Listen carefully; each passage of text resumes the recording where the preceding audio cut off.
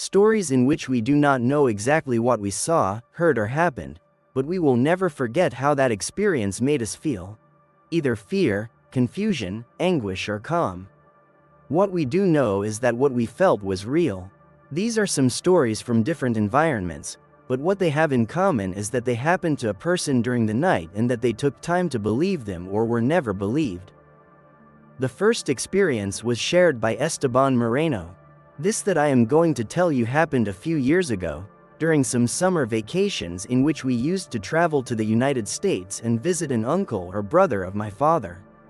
The reason for this was because he had a big house on the side of a very beautiful forest. It was almost like those huge cabins that you can rent, or like those places to ski between the mountains. Anyway, we arrived and everything was normal. We greeted each other, talked, we settled in our rooms, we had dinner, and then I started playing with my cousins after my family members were talking, updating their lives. Some hours passed, and the truth is that at that time I had as much fun as ever with my cousins, but by that time most of them had already gone to sleep except my cousin, the oldest by my uncle, and me. At that time, both were 13 years old, so we were the oldest of the group, which I attributed to the fact that only the two of us were still awake. We were getting more and more bored. Well, at this point, my cousin and I were just sitting in a chair watching the fire burning in the fireplace. And in the distance, we were just listening to our parents talking in the kitchen. When my uncle came over and told us he could entrust us with a great task so that we could kill time and he would pay us for it. We of course got excited, accepted, and he took us to the patio.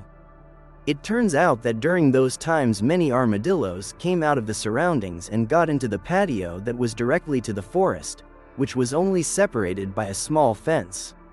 So he had bought a gun of pellets to hunt them, so he took it out and we took care of the patio for a while. I suppose until we fell asleep and went to sleep. So he gave us the gun and returned inside to continue talking to the adults. My cousin and I stayed there taking the task too seriously.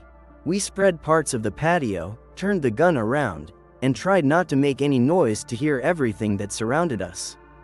After about 40 minutes of all this, my cousin told me that he needed to go to the bathroom, so I told him that I would cover him without problem and do the work of both in his absence.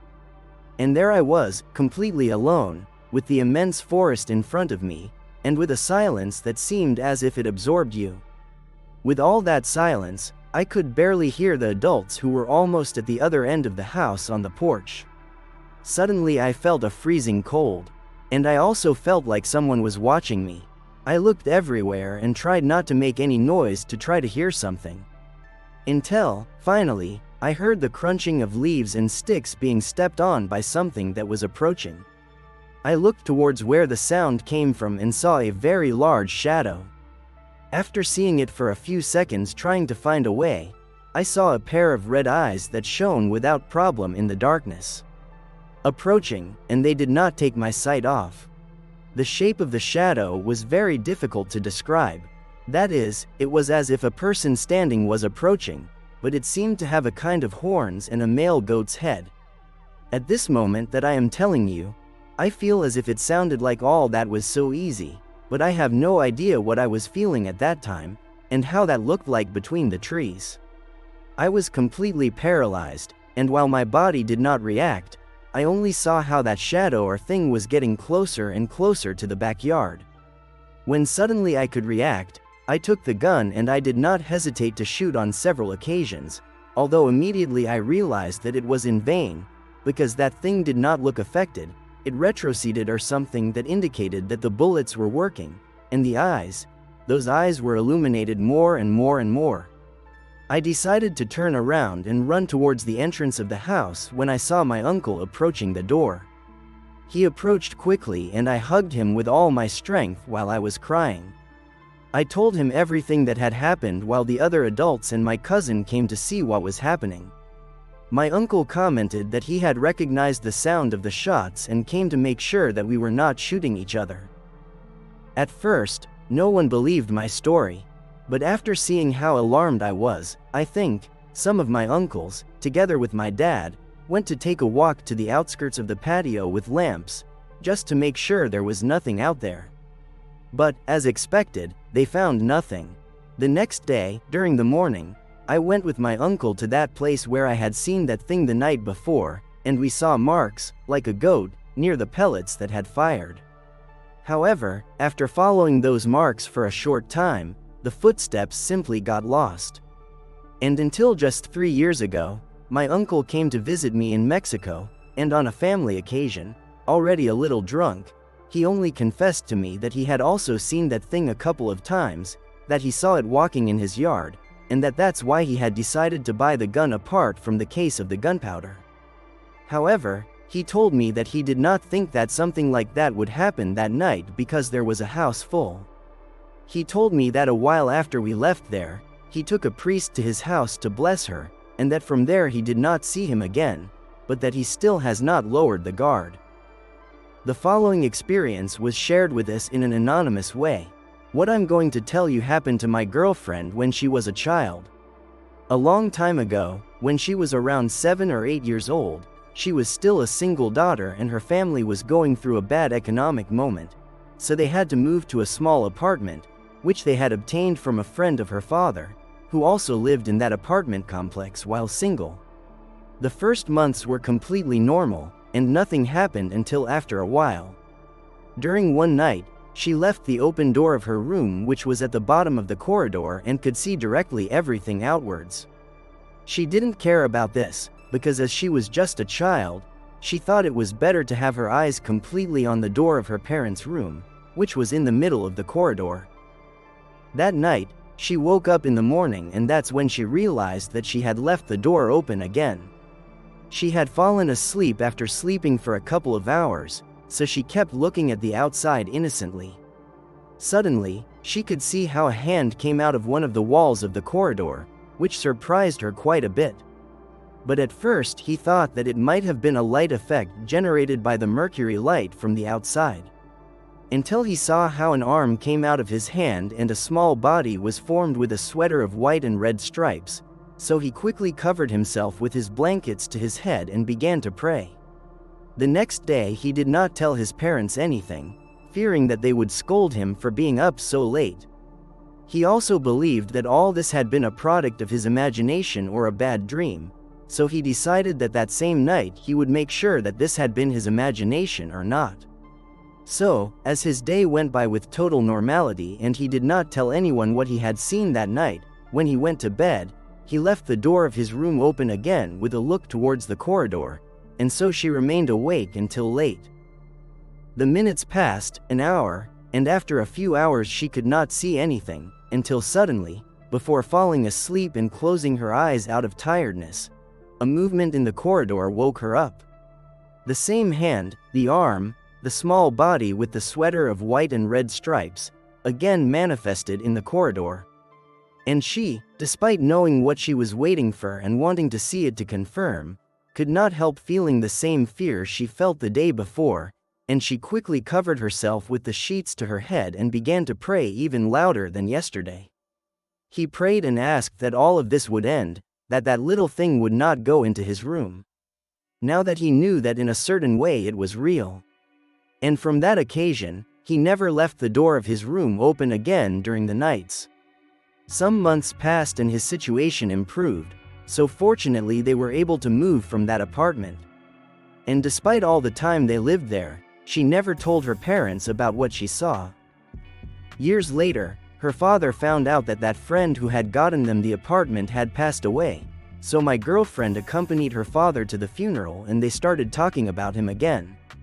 And at one point in that conversation she says that her father smiling told her that he remembered that once his friend had told him that a lady who began to rent the same apartment long after we moved began to complain that every night a boy appeared with a striped sweater and walked around the whole apartment. And my girlfriend tells me that at that time, when she heard all that, her memory had been unlocked, because she did not remember anything from those nights, so she decided to tell her father, but they never found an answer to that. The following experience was shared with us by Saul Arriaga. It all happened a couple of months ago, when, like many others, I lost my job because of the pandemic and I couldn't afford to pay the rent where I lived. So I went back to my parents' house after some time without having lived there. They lived with my 15-year-old brother and 3 little dogs who loved my father. During the days I was staying with them, I slept on the sofa, but it didn't take me long to realize that those dogs wouldn't fall asleep or calm down at night until my dad went to sleep in his room and they could lie down around his bed. After a week, my parents, along with my brother, went on a vacation they had planned months ago, which I really did not bother at all, because on the contrary, I still had many things to do from my school, and besides, I wouldn't mind having the house alone one weekend. The first day and the first night went by in a usual way. In fact, I think I rested more than normal, because the truth was useful to clear up a little of the problems I had been carrying. But on the second night I was lying down right there when those dogs did not stop bothering, only that now my father would not be there to calm them. So I went to my parents' room because I thought that maybe they would calm down like that, which surprisingly worked. Personally, I had never slept there before, and since I was a child I preferred to sleep in other rooms or even in the living room, before in that room. I fell asleep just when I went to bed, when after a couple of hours, the dogs started to make a whole scandal. I thought it was normal given the nature of those dogs until I realized that the dogs were barking and growling precisely towards a corner of the room. So I turned quickly to see what it was about and saw that in that corner there were 2 children watching me directly. It looked like they were twins and they were very small. They wore an old baseball suit and the dogs didn't stop barking. I was completely paralyzed, because I had never had something like that happen to me. And in those seconds that lasted all that, I tried to reason, looking for some explanation, thinking that maybe it was a night terror or the rise of the dead, of some nightmare or I don't know. However, there they kept looking at me directly. I blinked many times even to see if they disappeared or something, but no.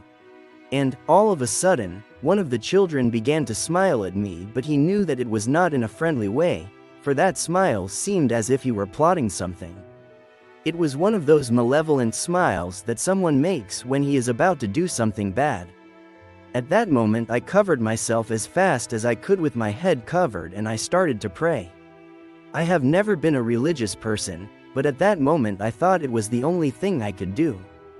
And so I was for about an hour, more or less, listening to the dogs barking without stopping, and I with fear to the top, when from one moment to the next, the dogs kept quiet. And I really hoped that those children were no longer there, that the reason they stopped barking was because those children had disappeared, had gone, or I don't know. So I grabbed all my strength and ran out of the room to the living room. I quickly turned on all the lights and the dogs ran straight towards me, and they accompanied me all night. And so I took her to the weekend. During the nights I did not return to that room. In fact, I kept it closed. When my family returned, I told them everything, but none of the 3 believed me. They told me that all the time they had been living there, they had not seen anything like it. Even my brother, that he had already fallen asleep alone there and had not seen anything similar either. But I know what I saw that night and I know that's why I could never sleep in that room.